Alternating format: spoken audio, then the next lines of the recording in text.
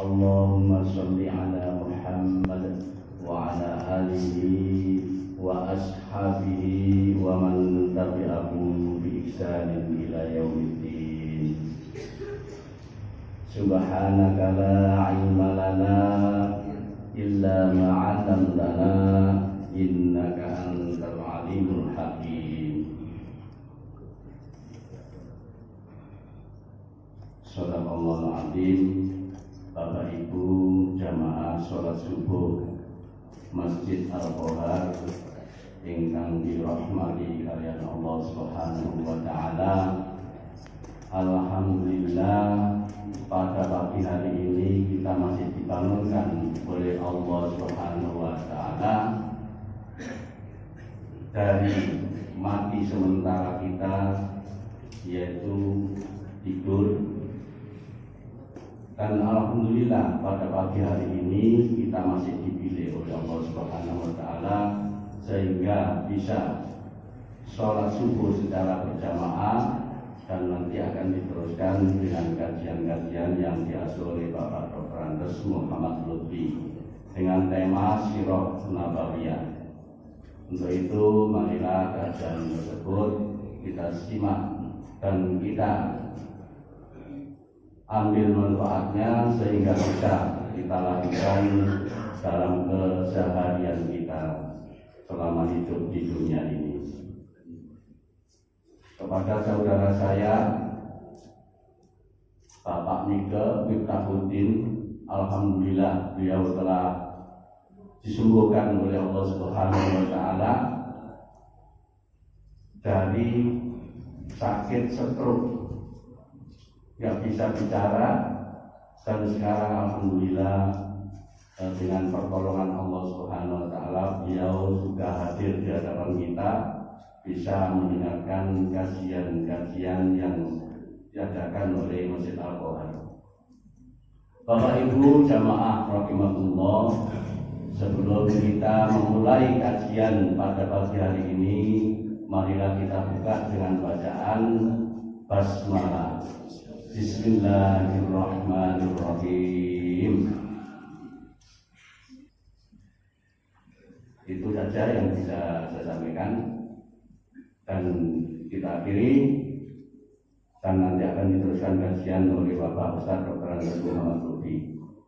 Dari saya nasrul minallahi wa fathun qarib wa basyiril mu'minin. Assalamualaikum warahmatullahi wabarakatuh.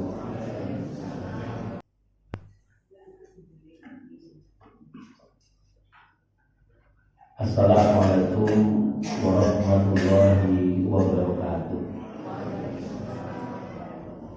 Bismillahirrahmanirrahim. Alhamdulillahilladzi arsala rasulahu bil huda wa dinil haqq liyudhhirahu 'ala dini kullihi walau karihal musyrikun. Asyhadu an la ilaha illallah wahdahu la syarika lah, wa asyhadu anna Muhammadan abduhu wa rasuluhu la nabiyya ba'da. Bapak Ibu jamaah rahimakumullah, mari sejenak kita haturkan rasa syukur kita kepada Allah Subhanahu wa taala. Kita bersyukur kepada Allah karena kita masih diberikan umur oleh Allah. Diberi umur berarti kita masih diberikan kesempatan untuk memperbanyak bekal. Mudah-mudahan apa yang kita kumpulkan selama hidup di dunia ini cukup untuk mendapatkan kasih sayang Allah. Kalau ibadah yang kita lakukan tidak akan pernah cukup untuk mendapatkan surga Allah. Jadi seperti yang pernah saya ceritakan, ibarat tiket surga itu 200.000, Pak. Ibaratnya tiket surga itu harganya 200.000. Ibadah yang kita lakukan sepanjang hari, sepanjang malam, seandainya jenengan itu tidak keluar dari masjid 24 jam ibadah, tidak keluar dari masjid, itu pun uangnya nggak termek oleh 5.000. Jadi tidak sampai untuk mendapatkan tiket surganya Allah. Kalau pada akhirnya Allah memasukkan kita ke surga, itu bukan karena ibadah jenengan yang banyak. Jenengan lo bisa ibadah, saya bisa ibadah, itu kan karena juga kasih sayang Allah.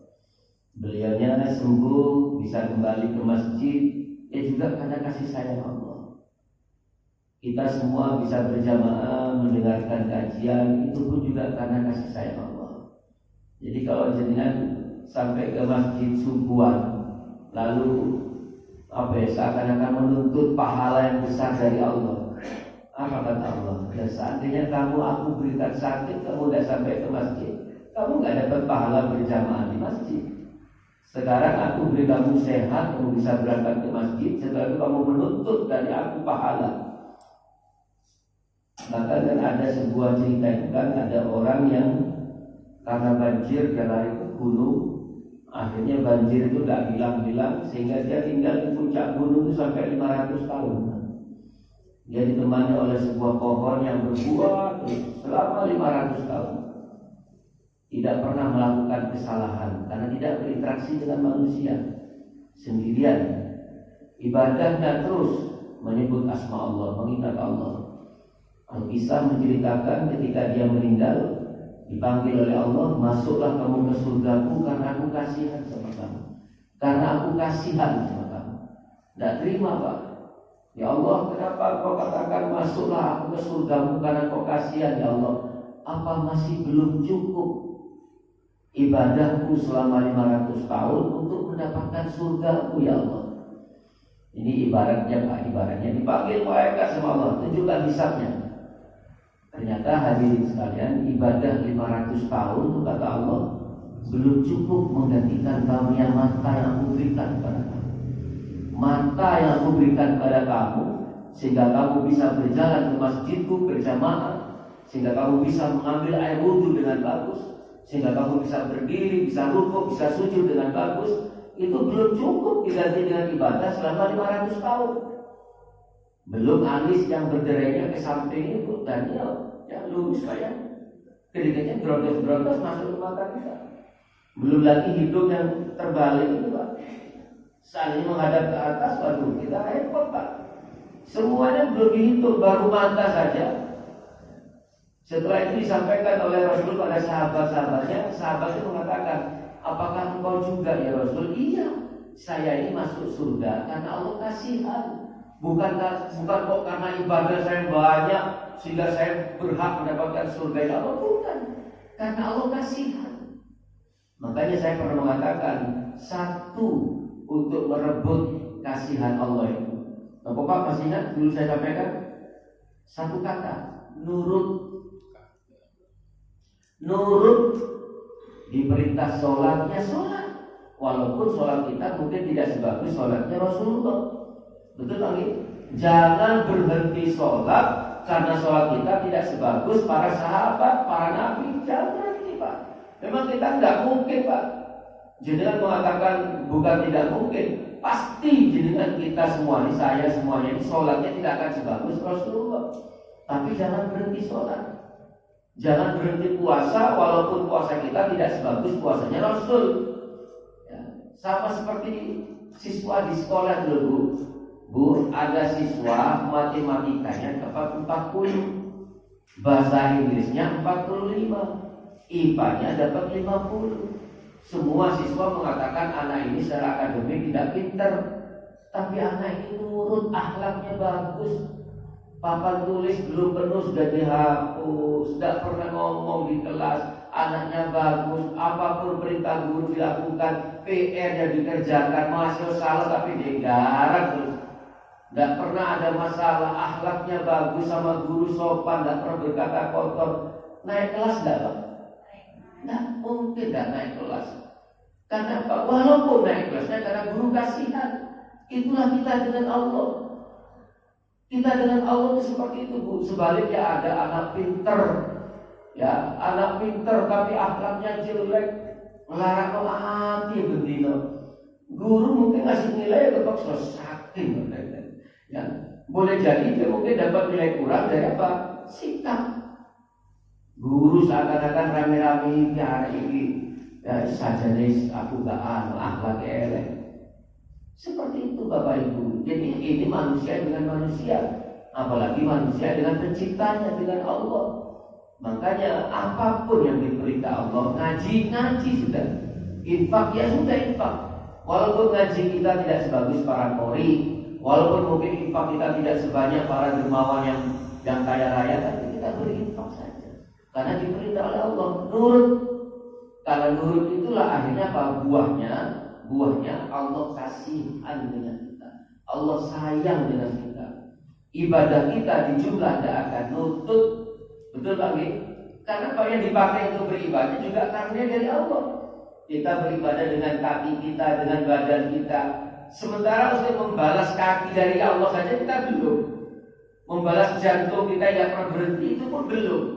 Masa kita mau menuntut banyak dari Allah? Ya Allah, saya sudah sholat subuh, ya Allah, saya sudah sholat tahajud, ya Allah. Ditanya oleh Allah, dengan apa kamu tahajud? Ya dengan tangan saya, dengan kaki saya. Dari mana itu kamu dapatkan? Apa tidak malu kita Pak? Hitung-hitungan sama Allah. Betul Pak? Jadi nurut saja ya. Dan makanya saya pernah mengatakan, insya Allah Bapak Ibu, kita semua di ruangan ini, bahkan mungkin juga keluarga kita, insya Allah kita ini masuk surganya. Karena masuk surga itu sederhana sekali, sederhana. Pokoknya kita tidak melakukan dua hal. Yang pertama syirik kepada Allah, yang kedua tidak melakukan dosa besar. Tidak syirik kepada Allah ya dengan segala bentuknya. Dan yang kedua, kita ini tidak melakukan dosa besar, tidak berzina, kita tidak minum minuman keras, kita tidak mabuk-mabukan, kita tidak berjudi, tidak makan barang haram. Adapun ibadah kita ini Bapak Ibu yang kita lakukan itu banyak sekali jenis ibadah itu bisa menghapus dosa kecil Pak. Kalau kita ini hanya mohon maaf bukan kok kita bukan saya mengajarkan agar jenengan berbuat kesalahan nah. Kita ini tidak akan terlepas dari dosa kecil. Mungkin mata kita, mungkin lisan kita, tapi banyak ibadah itu yang bisa menghapus dosa kecil. Berjalan ke masjid itu sudah menghapus dosa kecil. Infak sedekah itu sudah menghapus dosa kecil. Seorang laki-laki pergi mencari nafkah untuk keluarganya, maka dari pergi sampai pulangnya dia menghapus dosa kecil. Asalkan kita tidak syirik pada Allah dan tidak melakukan dosa besar, Pak, insya Allah semua yang hadir di majelisnya akan bereuni lagi nanti, berkumpul kembali nanti di surganya Allah Azza wa Jalla. Amin ya rabbal alamin. Itu Bapak Ibu. Makanya insya Allah kalau kita ini saling mengingatkan, saling bertegur sapa, saling mendoakan. Beliau sakit, didoakan oleh orang di masjid ini. Entah dari lisan yang sebelah mana Allah mengabulkan doa itu. Dan jangan pernah putus asa dengan doa. Kenapa? Kewajiban kita itu hanya berdoa, berikhtiar dan berdoa, bertawakal kepada Allah. Setelah berikhtiar, berdoa, serahkan semuanya pada Allah. Dan jangan pernah putus asa dengan berdoa. Nah kalau kita putus asa berdoa, terus apa lagi yang kita kerjakan Pak? Tugas kita manusia itu berikhtiar semaksimal mungkin ya, dan hati-hati. Ikhtiar itu pun Pak juga ada batasnya Pak. Gak usah terlalu apa ya? Wah yakin kalau kerja keras itu Pak, kekayaan itu dihitung dari kerja kerasnya. Ngapunten. Kuli tukang becak itu kerjanya lebih keras dari kita. Dan itu pun juga tidak sebanding dengan hasilnya. Jadi sudahlah kita ikhtiar sesuai dengan keahlian kita, kewajiban. Yang penting jangan sampai tidak ikhtiar. Jangan sampai tidak ikhtiar. Kita ini Pak keluar dari rumah saja itu rezekinya sudah disiapkan oleh Allah. Jangankan manusia, laqad khalaqal insana fi ahsani taqwim. Manusia ini makhluk yang paling sempurna. Saya kan berkali-kali menyampaikan cerita cecak nempel di tembok, nempel di dinding. Makanannya apa Pak? Nyamuknya nempel juga. Nyamuknya terbang, kok bisa itu? Kok bisa cecak itu nempel di dinding? Makannya nyamuk yang terbang. Lu kok bisa hidup itu? Karena Allah ajarkan dia bagaimana diam-diam merayap. Kalau hanya diam saja, tidak bersuara, tapi tidak merayap, ya tidak maju-maju. Tapi kalau dia merayap, tapi bengak-bengok, rapi, pelayan, lari Pak nyamuknya Pak. Diajarkan oleh Allah, diam-diam merayap, datanglah seekor nyamuk. Lah kan? Betul kan Bu? Seperti itu. Saya contohkan lagi ikan arwana itu. Ikan arwana itu hidupnya di mana Pak? Di air Pak. Makanannya apa makanannya? Yang punya ikan. Tahu Pak? Kelabang. Itu kapan hari itu juga ada yang bilang saya jangkrik ada yang bilang Ustaz itu. Apa makanannya ikan arwana? Jangkrik. Jadi ada yang bilang Ustaz ini bisa juga enak. Pertanyaan tidak bagus. Ya belalang, pokoknya sebangsa serangga kan Pak. Apakah di air? Enggak Pak, di daun Pak. Di daun Allah ajarkan ini lompat ke atas Pak. Lompat ke atas. Kadang-kadang dia melemparkan partikel air sebesar kelereng Pak. Dilempar, kena daun, kena sayapnya. Belalang itu jatuh, serangga itu jatuh dimakan. Itu ajaran Allah. Kenapa kita takut Pak? Kenapa kita takut? Pernah dengar cerita burung gagak? Burung gagak itu begitu menetas, bulunya berwarna putih. Loh, setelah besar bulu hitam, baru lahir itu putih. Ibunya kaget, loh dia naik sopoi. Ditinggal Pak, tapi dilihat dari kejauhan.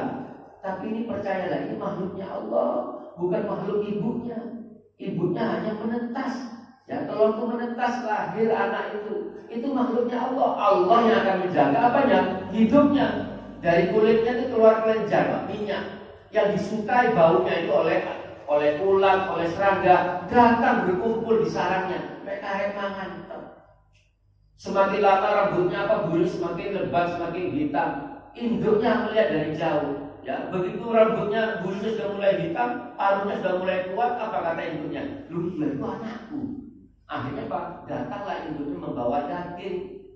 Persis anaknya sudah paruhnya sudah kuat bisa makan daging. Itulah cara Allah Bapak Ibu. Tidak usah heran. Kita belajar silakan, tapi tidak usah heran. Kok bisa? Memang Allah yang menciptakan segalanya kok. Itu.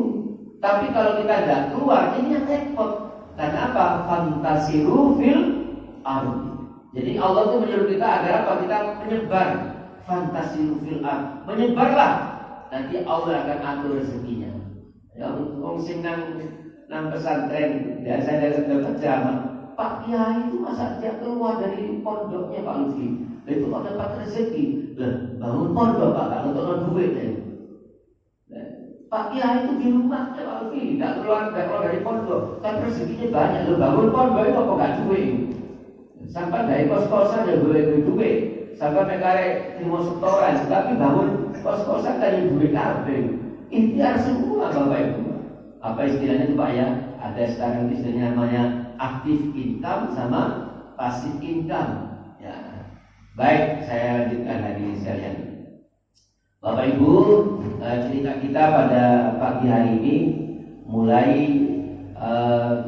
tahun 10 kenabian sampai hijrahnya Rasul. Mungkin kemarin sudah sempat saya singgung pada pertemuan sebelumnya. Mohon diperhatikan baik-baik urutan tahun. Mulai Rasul, saya sebutkan mulai Rasul mengalami tahun duka cita sampai Rasul hijrah ke Madinah. Rasul itu mengalami tahun duka cita, ditinggal oleh dua orang yang paling sayang dengan beliau, itu di tahun 10 kenabian. Berarti kalau tahun 10 kenabian Rasul berusia berapa Pak? Berusia berapa? Tahun 10 kenabian. Berarti Rasul berusia 50 tahun. Okay. Rasul diangkat Nabi, Muhammad Rasulullah diangkat Nabi usia berapa Pak? 40 tahun. Istrinya saat itu berumur 55 tahun. Karena selisih antara Rasulullah dengan Khadijah itu 15 tahun. Pernikahannya 25 dengan 40 tahun. 25 tahun itu Rasul menikah.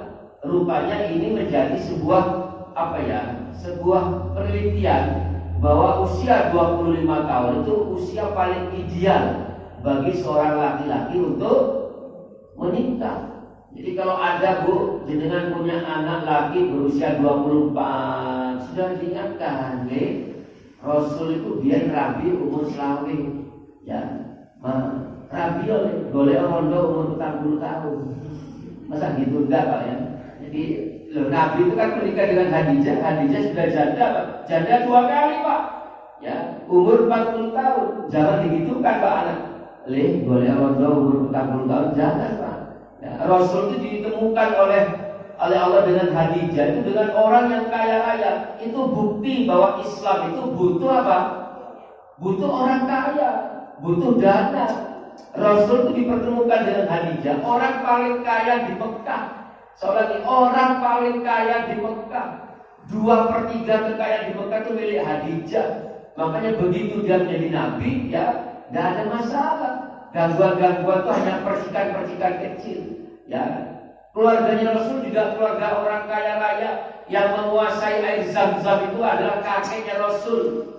Yang menguasai air Zam-Zam sebelumnya juga moyangnya Rasul. Jadi kan orang kaya Bapak Ibu, bukan orang tidak punya. Walaupun dari anak-anak kakeknya, ayahnya Rasul itu yang paling akhir umur 25, ayahnya Rasul itu meninggal di Madinah. Sehingga Rasul hidup dengan ibunya umur 6 tahun, ibunya juga meninggal. Sehingga Rasul itu yatim piatu di umur 6 tahun, hidup dengan kakeknya dan seterusnya. Hadirin sekalian, di tahun ke-10 kenabian, saya ulangi, di bulan Rajab Abu Thalib meninggal dunia. Saya ulangi lagi, di bulan Rajab. Bulan Rajab ini bulan keberapa Pak? Aku takut ini seorang pitu-likur. Sampai sungkan aku tak nakoi mana. Engko terus nek ditakoki bulan tahun Islam, orang sing pura-pura zikir, orang sing ngangkat handphone, orang sing pura-pura turu. Tahun keberapa Pak? Rajab ini. Bulan keberapa? Muharram, Syafar, Rabiul Awal, Rabiul Akhir, Jumadil Awal, Jumadil Akhir, Rajab. Berarti kita Pak. Kita masih ingat gak yang saya ajari itu? Ya, ibaratnya kita di sini ada 3 orang di sini, 3 orang di sebelah kanan, 3 orang di sebelah kiri. Sinten mawon Pak? Sinten Pak? Musa, terus Musa, Roro, Juju. Nggih, Musa, Roro, Juju. Terus niki Rosa, Dudu. Tapi ini saya ini sebagai guru harus maklum, murid itu 50 tahun dulu kabeh. Dikai ulangan paling dibalik kertas kosong. Dikai jeneng mek nomor absen. Yang ini Pak, yang Musa dan Musa Roro Juju, Muharram, Safar, Roronya Rabiul Awal, Rabiul Akhir, Jujunya Jumadil Awal, Jumadil Akhir. Rosa Dudu.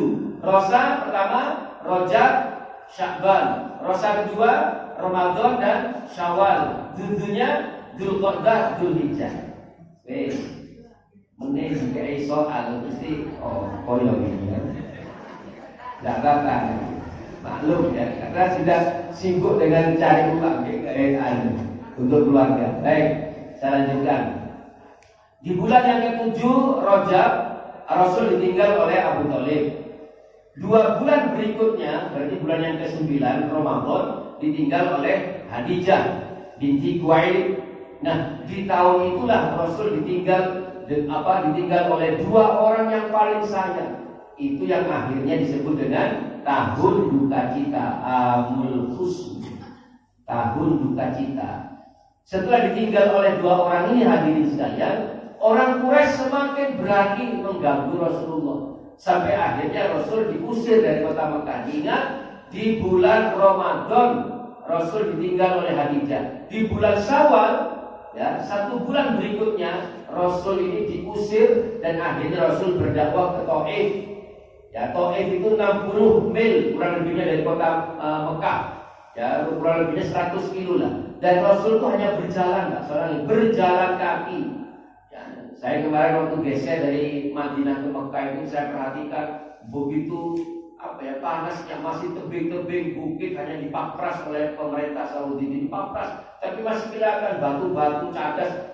Saya mikir, ya Allah, bayangkan 1500 tahun yang lalu itu seperti apa. Sekarang masih ada jalan mulus, bis bisa jalan, dan dulu itu nggak mungkin kan Pak ada jalan seperti itu. Ya, saya lanjutkan. Rasul berdakwah ke Taif ditemani oleh seorang laki-laki bernama Sa'id bin Harizah. Sa'id bin Harizah ini Pak anak angkatnya Rasul. Ada yang mengatakan budaknya. Ya, dulu sebelum syariat tentang pemberian nama itu turun, Rasul menamakan Zaid ini Zaid bin Muhammad. Zaid bin Muhammad berarti lebih kuat kepada anak angkat, Pak. Setelah itu turun perintah dari Allah tidak boleh menisbatkan nama ayah angkat kepada anak angkat. Maka Rasul mengembalikan nama Zaid bin Muhammad menjadi Zaid bin Harithah, nama ayah aslinya. Itu yang menemani Rasul dakwah ke Taif. Hanya berdua sampai Rasul pulangnya berdarah-darah. 10 hari di Taif tidak ada satupun orang Taif yang masuk Islam. Soalnya dipanggil 10 hari di Taif, Rasul tidak menemukan satu orang pun yang masuk Islam. Sampai Rasul singgah di sebuah perkampungan, datanglah malaikat Jibril menawarkan 2 malaikat penjaga bukit. 2 malaikat penjaga bukit ditawarkan kepada Rasulullah oleh malaikat Jibril. Ya Rasulullah, ini ada 2 malaikat penjaga bukit. Kalau engkau berkenan, perintahkan malaikat ini ya Rasulullah, agar bukit itu dibalik, ditimpakan kepada orang Taif, selesai, rata Taif. Kalau jenengan Pak, yang ditawari itu gimana Pak? Ya wis dah, apa kok minta perompal kabeh ini? Wis dah tekno. Makanya jenengan tidak diangkat jadi nabi Pak. Ya. Rasul itu begitu lembutnya, tidak mau Rasul itu mohon ampun kepada Allah karena mungkin dakwahnya gagal.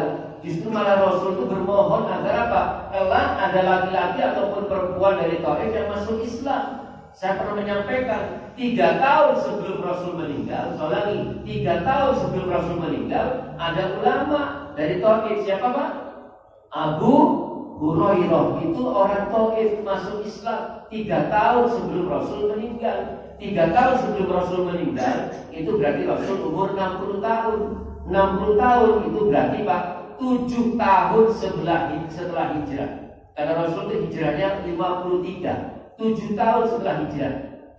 Tahun ke-8 Hijriah, Rasul berdakwah kembali ke Taif. Semua Taif masuk Islam.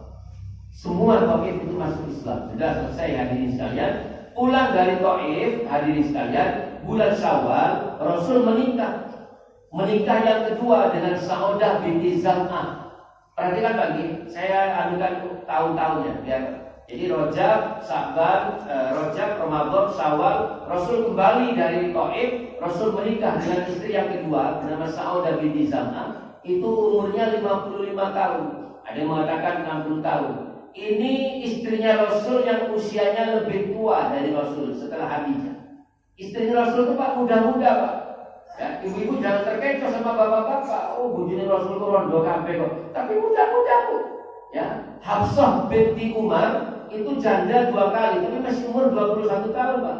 Menikah dengan Rasul itu umur 21 tahun. Zainab binti Huzaimah itu umur 29 tahun Pak. Ada yang hidup sampai lama. Ummu Salamah itu hidupnya sampai 86 tahun. Bahkan sampai Bani Umayyah dia masih hidup. Tapi ketika menikah dengan Rasul itu masih muda sekali. Jadi saya ulangi, istri Rasul yang lebih tua umurnya dari Rasul itu cuma 2 Pak. Ya, Khadijah binti Khuwailid selisih 15 tahun. Dan Saudah binti Zam'ah ini selisihnya 5 tahun. Tidak lama berselang dari itu, masih di bulan Syawal. Saya bilang, masih di bulan Syawal, berarti sampai 1 bulan, Rasul menikah lagi dengan Aisyah binti Abu Bakar. Nah di bulan Syawal ini Rasul menikah dengan istri yang paling disayang, yaitu Aisyah binti Abu Bakar. Makanya di bulan Syawal itu sering dijadikan sebagai apa? Bulan pernikahan. Saya tidak mengatakan musim kawin, kalau musim kawin itulah. Ya. Makanya orang-orang itu banyak menikahkan putra putrinya di bulan Syawal. Allahu Akbar. Hanya itu sejarahnya seperti itu.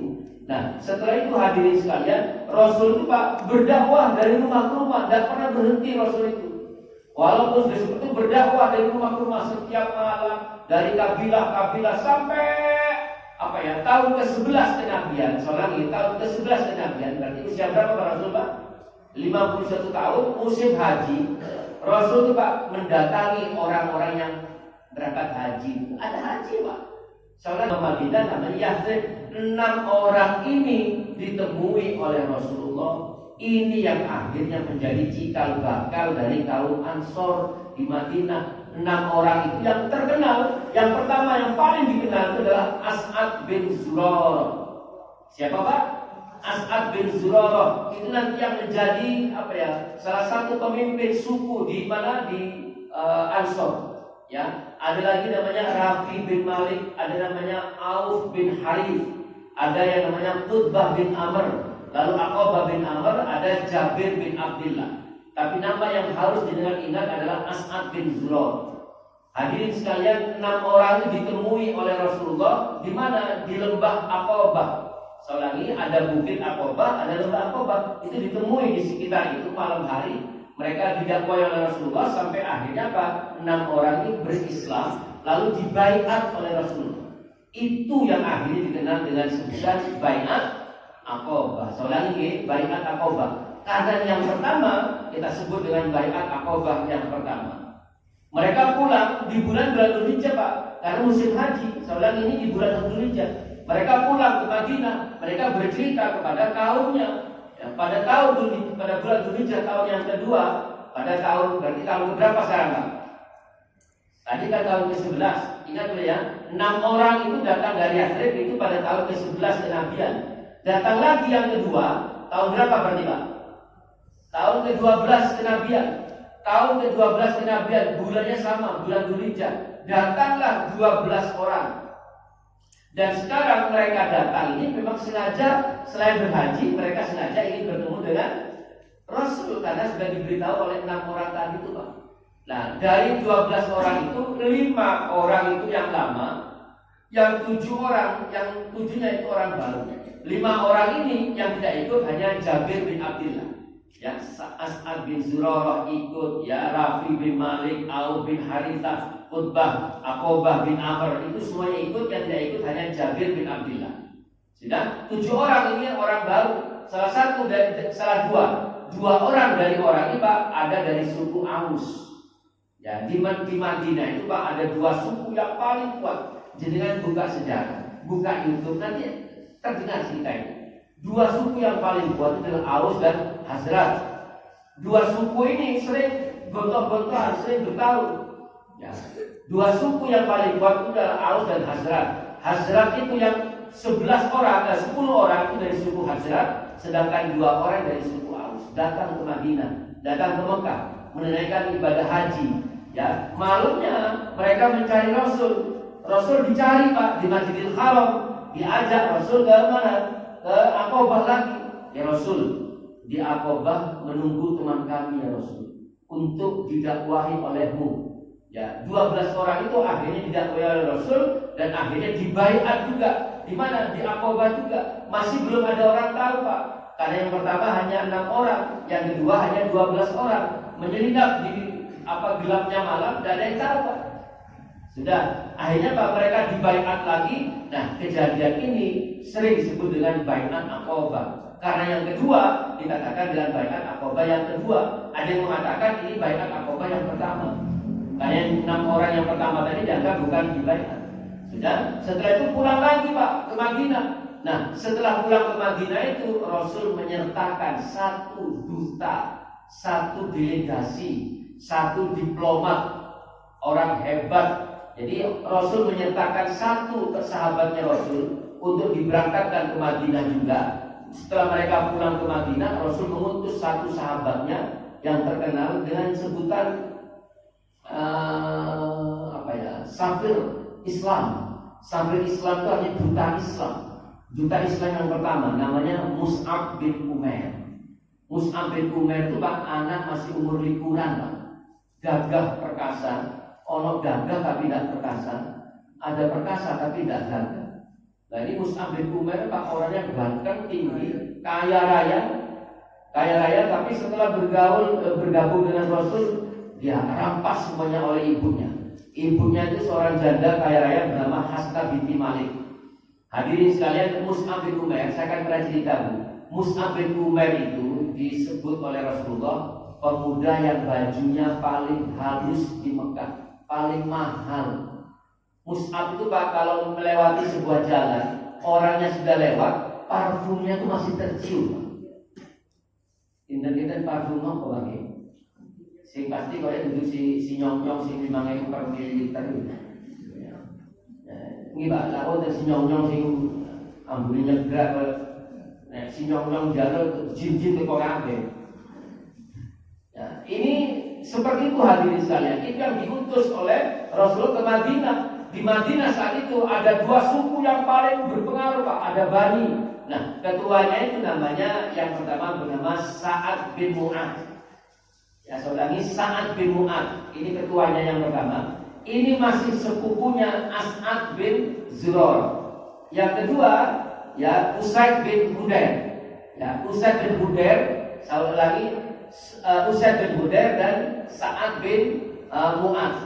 Ini ketuanya suku. Nah, ketika sampai di Madinah, Mus'ab bin Umair ini tinggal di rumahnya As'ad bin Zurarah yang pertama tadi saya sebutkan. Saya ulangi, ketika dia berangkat ke Madinah, dia tinggal di rumah kaum Ansor yang pertama tadi, As'ad bin Zurarah. Oleh As'ad bin Zurarah diajak masuk ke rumah-rumah di Madinah berdakwah.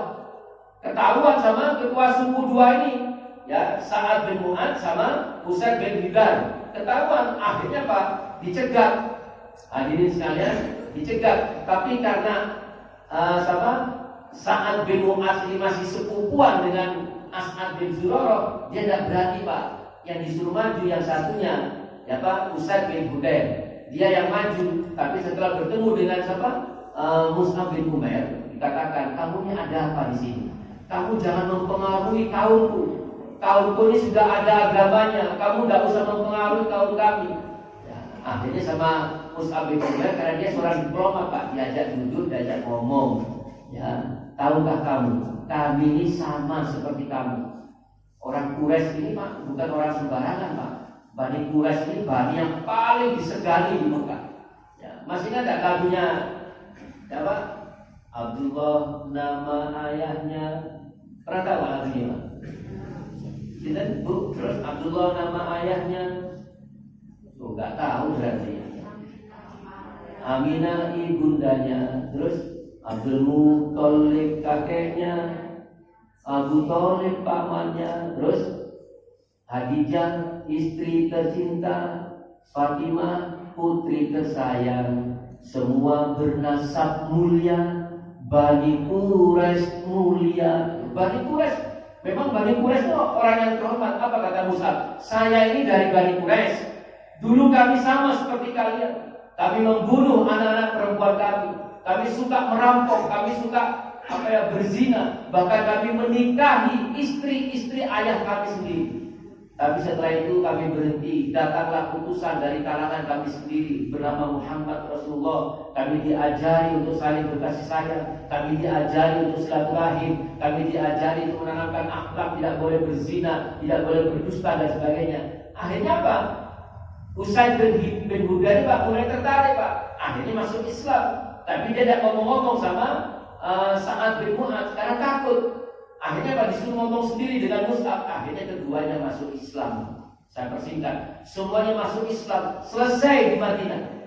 Datanglah Mus'ab bin Umair menghadap kepada Rasulullah. Ya Rasulullah, sekarang tidak ada lagi di Madinah itu orang yang tidak beragama Islam.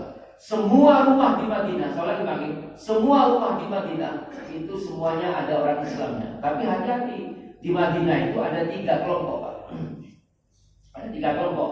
Sebelum Rasul hijrah ke Madinah itu ada 3 kelompok. Yang pertama kelompok Ansor dan Muhajirin. Setelah Rasul hijrah ini ada Ansor dan Muhajirin. Yang kedua ada kelompok munafik yang masih tinggal di Madinah. Munafik ini artinya orang Islam tapi dia itu diam-diam tidak suka pada Rasul. Ya, namanya Abdullah bin Ubay, pemimpinnya. Lalu ada lagi kelompok Yahudi. Ya, ada Bani Nadir, ada Bani Koinikoh, ya, ada dari orang Yahudi. Mengapa mereka ini kok banyak orang Yahudi di Madinah? Karena mereka itu Pak buka di Taurat. Mereka itu membuka di Taurat bahwa nanti akan ada nabi terakhir di Madinah. Sehingga mereka ini berebut untuk pindah ke Madinah. Mereka itu berlomba-lomba pindah ke Madinah, orang-orang Yahudi itu. Harapannya yang pertama, mudah-mudahan nanti generasi kami yang disebut di Taurat itu, mudah-mudahan anak cucu kami yang menjadi nabi. atau paling tidak saya menjadi keluarga dari Nabi yang terakhir. Mereka berebut untuk pindah ke Madinah karena mereka mendengar di Taurat bahwa nanti akan ada Nabi yang tinggal di Madinah itu. Hadirin sekalian, setelah Mus'ab bin Umair lapor kepada Rasul, ya, dan akhirnya Rasul mendapatkan perintah dari Allah untuk hijrah ke Madinah. Ya, mereka ini setelah baiat yang kedua, datanglah di bulan Dzulhijjah yang ketiga, tahun 13 kenabian. Seulangi, tahun ke-13 kenabian, datang lagi Pak orang dari Madinah, dari Yathrib. Ini jumlahnya sudah gak tanggung-tanggung Pak. Yang pertama 6 orang, yang kedua 12 orang, yang ketiga ini 75 orang. 75 orang mau disembunyikan di mana 75 orang ini?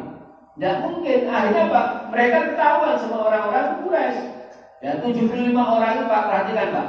Rasul menemui 75 orang ini, 73 laki-laki dan 2-nya perempuan. Rasul menemui 75 orang ini sama di Aqabah, tapi sudah bukan delik-delik lagi Pak, sudah banyak. Ya, ditemani oleh pamannya yang masih kafir, yaitu Abbas bin Abdul Muthalib. Pamannya yang menemani Rasul, dan itu masih kafir. Karena Pak, ini hubungan muamalah. Perhatikan baik-baik Pak.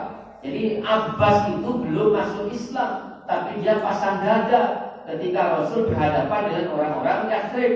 Apa kata Abbas ketika mau membaiat itu? Ingat dulu ya, Muhammad ini adalah harta paling kami cintai dari keluarga Bani Hashim. Muhammad ini, keponakanku ini adalah orang yang paling aku sayangi dari Bani Hashim. Kalau kamu mau berbaiat silakan, tapi kalau kamu tidak mau jangan pura-pura. Jangan sampai nanti ponanku ini kamu hianati.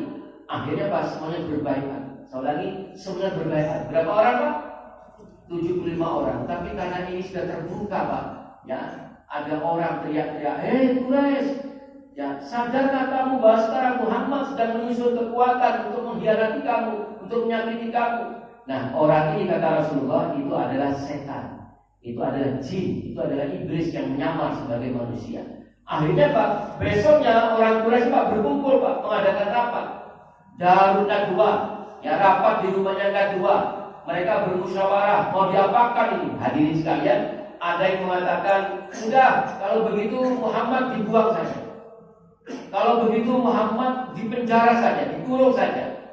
Abu Jahal ini Pak yang mengusulkan, jangan, percuma dibuang, dia akan berdakwah di sana nanti. Di sana kuat, kembali ke sini. Ya. Jangan dipenjara, nanti orang sepenjara juga mereka, dikurung bersama mereka, orang itu masuk Islam semua.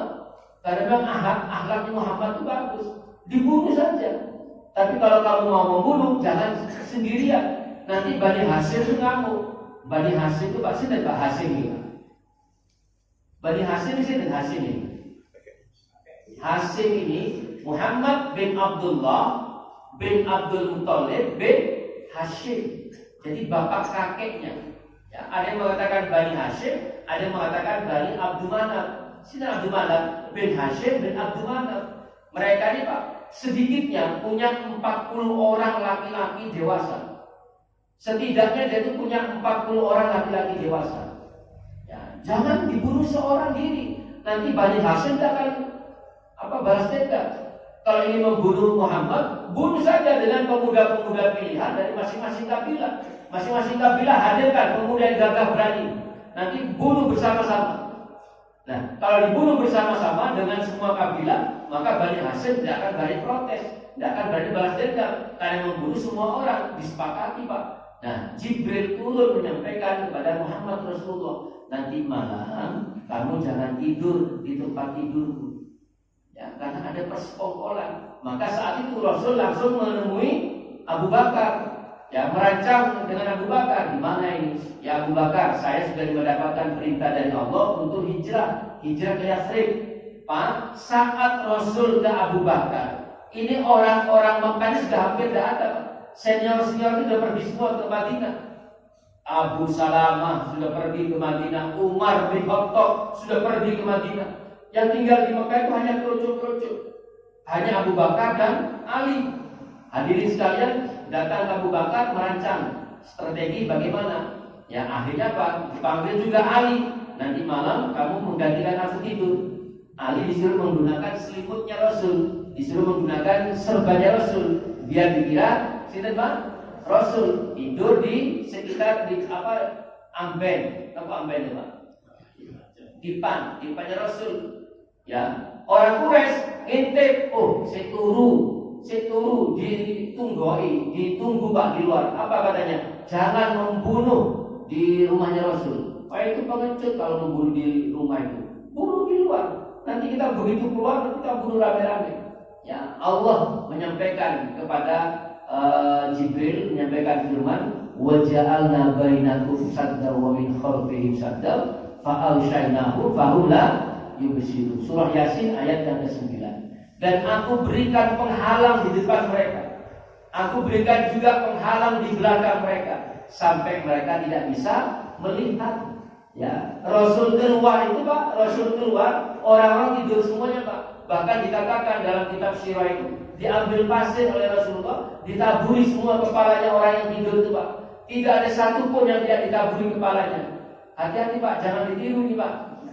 Nanti ada orang tidur di masjid ditaburi lah dengan pasir. Ya, ditaburi semua oleh Rasulullah sampai mereka tidur pulas. Sampai ada orang datang, kamu ini jaga apa? Oh, saya jaga Muhammad. Muhammad belum keluar. Keliru kamu, itu sudah bukan Muhammad itu. Dilihat sudah Ali. Rasul masuk ke rumahnya Abu Bakar malam itu juga. Perhatikan Pak, ini malam Jumat. Ceritanya malam Jumat. Rasul masuk ke rumahnya Abu Bakar. Ya, oleh Abu Bakar Rasul diajak lewat pintu belakangnya. Terus Rasul menuju ke Madinah, mampir di Gua Thur. Di Gua Thur itu 3 malam Pak. Malam Jumat, malam Sabtu, malam Ahad. Dan masing-masing ada kejadiannya.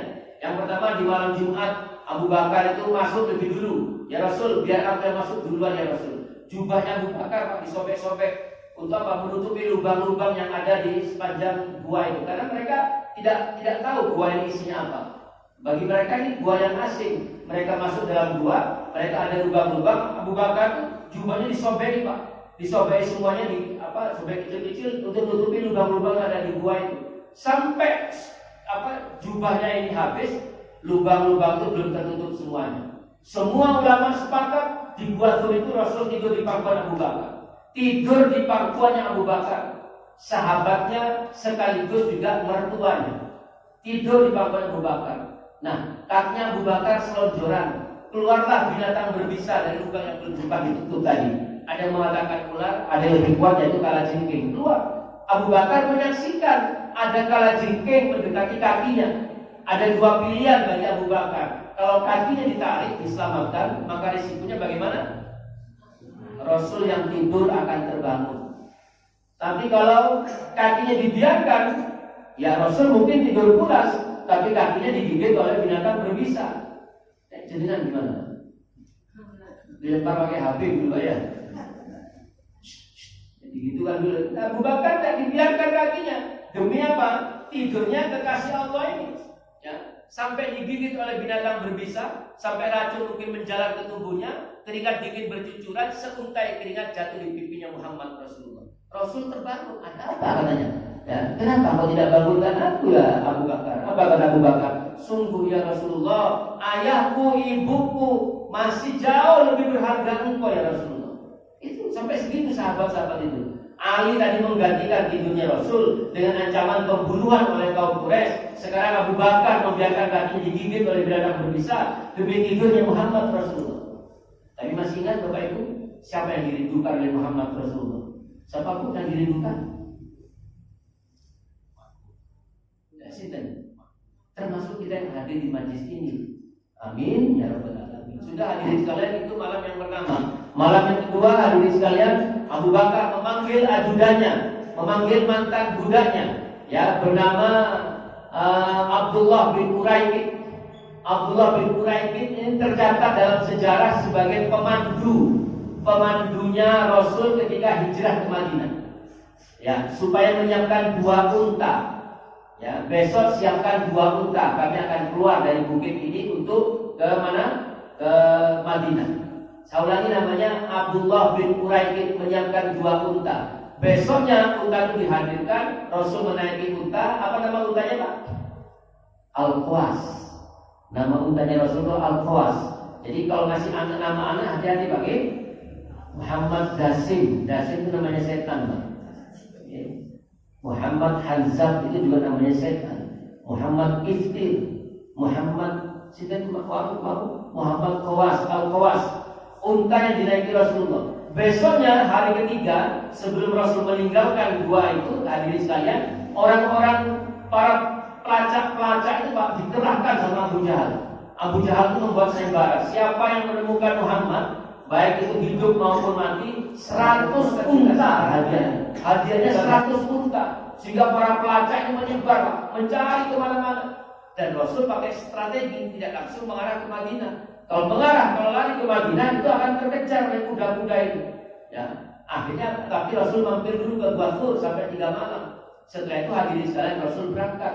Besoknya Rasul berangkat, hadirin sekalian, ada dari mana kita berpikir Rasul makan apa selama itu? Ternyata apa?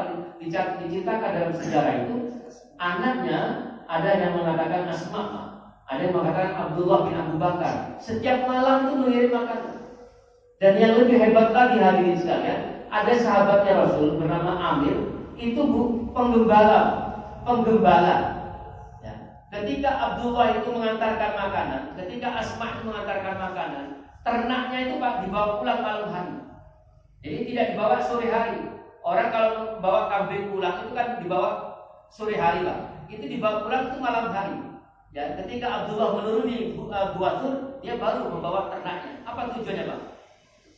Untuk menghilangkan bekas, sehingga nggak kelacak tempatnya Rasul tinggal itu. Termasuk ketika Rasul meninggalkan Gua Thur, Amir itu membawa ternaknya mengikuti Rasul sampai ke perbatasan Mekah. Itu hadirin sekalian, sampai cintanya kepada Rasulullah. Sampai akhirnya Rasulullah, saya ulangi, malam Jumat, malam Sabtu, malam Ahad, ya, sampai di hari Ahadnya Rasul sampai hari Seninnya Rasul sampai di Kubah. Kubah itu sudah kota yang lebih dekat dengan Madinah daripada kota Mekah, sudah lebih dekat dengan Madinah. Dan di Kubah itu Rasul tinggal selama 4 hari. Ya, Senin, Selasa, Rabu, Kamis. Rasul tinggal 4 hari di rumahnya Kulsum bin Hadam. Kulsum bin Hadam itu Rasul tinggal selama 4 hari. Dan di Kubah itu Rasul sempat membangun sebuah masjid yang sekarang kita kenal dengan Masjid Kubah. Masjid Kubah. Setelah itu Rasul besoknya hari-hari ini sekalian, Senin, Selasa, Rabu, Kamis itu Rasul melanjutkan perjalanan kemana? Ke Madinah. Rasul sampai di Madinah di hari Jumat. Selesainya sholat Jumat, Rasul mengumumkan mengganti nama Yasrib dengan Madinah. Madinatul Rasul, kotanya Rasul, ya, kotanya Rasul yang lebih dikenal dengan sebutan Madinah. Madinatul Rasul, lebih singkat, lebih mudah dikenal dengan nama Madinah. Madinah Al-Munawwarah. Kalau Mekah apa, Pak? Mekah Al-Mukarramah. Madinah Al-Munawwarah, Madinah yang indah, Madinah yang cantik, Mekah yang terhormat. Kalau Ka'bah, apa Pak? Ka'bah Mekah Al-Mukarramah, Madinah Al-Munawwarah, Ka'bah Al-Musyarrafah. Al-Musyarrafah itu yang suci. Setelah itu hadirin sekalian, Rasul tinggal di Madinah. Begitu masuk di Madinah, orang-orang ini Pak, bukan kok tidak ada orang Islam. Rasul itu mengapa mudah masuk Madinah? Yang pertama, Rasul itu punya nenek moyang orang Madinah. Saya dulu kan pernah menyampaikan, bapak kakeknya yang bernama Hashim itu pedagang dari Mekah ke Syam. Kalau dari Mekah ke Syam mesti mampir ke Madinah, Pak. Karena sering lewat Madinah, maka akhirnya Pak, bapak kakeknya ini menikah dengan orang Madinah bernama Salma binti Amru. Sampai lahirlah kakeknya Abdul Muthalib. Pak, Abdul Muthalib, kakeknya Rasul, itu hasil pernikahan dari perempuan Madinah bernama Salma binti Amru dan bapak kakeknya yang bernama Hashim. Hadirin sekalian, berarti Rasul punya nenek moyang di Madinah. Bapaknya Rasul, Abdullah, itu diutus oleh kakeknya untuk ngurusi kurma di Madinah. Dia punya kebun kurma di Madinah sampai meninggal di Madinah, dimakamkan di Madinah. Ibunya Rasul, Aminah binti Wahab, itu juga pergi ke Madinah. Meninggalnya ketika dia pulang ziarah dari Madinah. Jadi di Madinah itu Pak banyak keluarganya Rasul, Pak. Ibunya Rasul yang Aminah itu ketika ke Madinah dan tinggal di mana-mana, tinggal di rumah-rumah nenek moyangnya itu. Jadi Rasulullah ini sudah dikenal di Madinah. Muhammad, cucunya Salma jadi Nabi, sudah terkenal di Madinah. Belum lagi Mus'ab bin Umair, belum lagi orang-orang Ansor yang tadi dibaiat itu. Sehingga ketika Rasul sampai di Madinah, orang Ansor ini sudah bertabur menyambut Rasul. Sudah tidak ada orang yang menghalangi Rasul di Madinah. Nah, itulah hadirin sekalian. Akhirnya apa? Begitu Rasul masuk kota Madinah, orang berebut, ya Rasulullah, berhenti di sini ya Rasul, berebut Pak. Ya Rasul, berhenti di sini ya Rasul. Ya Rasul, singgah di rumah kami. Ya Rasul, dirikan tenda di rumah kami. Tidak ada. Apa kata Rasulullah? Aku serahkan kemana untai berhenti, Al-Qawas. Aku serahkan kemana untai berhenti. Akhirnya Pak, untai itu Pak berhenti di sebuah tanah luas milik dari dua anak yatim, Sahel dan Suhail. Jadi ada dua anak yatim yang memiliki tanah itu, dan unta itu berhenti di situ. Unta itu merendahkan kakinya sampai tubuhnya menyentuh tanah, dan Rasul baru turun. Disitulah Rasul akhirnya tinggal. Rasul hijrahnya itu belum ngajak istrinya Pak, belum ngajak siapa-siapa. Ya hanya sahabat-sahabat yang pergi duluan. Ya, setelah itu baru menyusul siapa? Aisyah menyusul, Saudah binti Zam'ah menyusul, anaknya Ruqayyah, Ummu Kulsum itu menyusul, kecuali Fatimah juga ikut menyusul, kecuali Zainab. Anaknya Rasul belum ikut hijrah, yang namanya Zainab. Mengapa? Karena suaminya masih kafir. Luar biasa. Saya bermohon pada Allah, demi Allah, saya bermohon siapapun yang telah kerepotan dengan acara ini, mudah-mudahan dibalas oleh Allah. Mulai dari yang menyiapkan pengajian ini, termasuk yang menyiapkan gimbal ini, ya, gimbal atau stabilizer ini. Semuanya ini bukan pekerjaan percuma Pak. Ini semuanya dihitung oleh Allah. Termasuk yang menyiapkan pecelnya, isi dan bunga tadi. Masya Allah. Semuanya mudah-mudahan semua yang kerepotan diganti oleh Allah, dan gantinya Bapak Ibu. Kalau Allah yang mengganti, tidak seperti kita mengganti Bapak Ibu. Kalau Allah yang mengganti, mungkin diganti dengan kesehatan, mungkin diganti dengan keberkahan, mungkin diganti dengan rezeki yang berlipat ganda, dengan anak yang soleh-soleh. Untuk Bapak Ibu, dan termasuk yang datang meramaikan. Bayangkan Pak, ada pecel, ada soto, tapi tidak ada orang yang hadir. Dibawa pulang nanti sama yang bikin tadi Pak. Tapi karena ada yang datang, ini ada Pak Mo. Saya kalau lihat Pak Mo ini sudah ingat susu saya Pak. Karena Pak Mo yang bagian nyiapkan susunya, Masya Allah. Jazakallah khair. Terima kasih saya ucapkan, dan mudah-mudahan Allah mengganti semuanya. Amin. Terima kasih. Saya kembalikan ke Pak Bapak. Kita akhiri dengan takbir dan kafaratul majlis. Alhamdulillahirabbil alamin. Subhanakallahumma wa bihamdika asyhadu an la ilaha illa anta astaghfiruka wa atubu ilaik. Wassalamualaikum warahmatullahi wabarakatuh. Terima kasih dari saya. Nasrul minallahi wa fadlun qarib wa basyiril mu'minin. Assalamualaikum warahmatullahi wabarakatuh.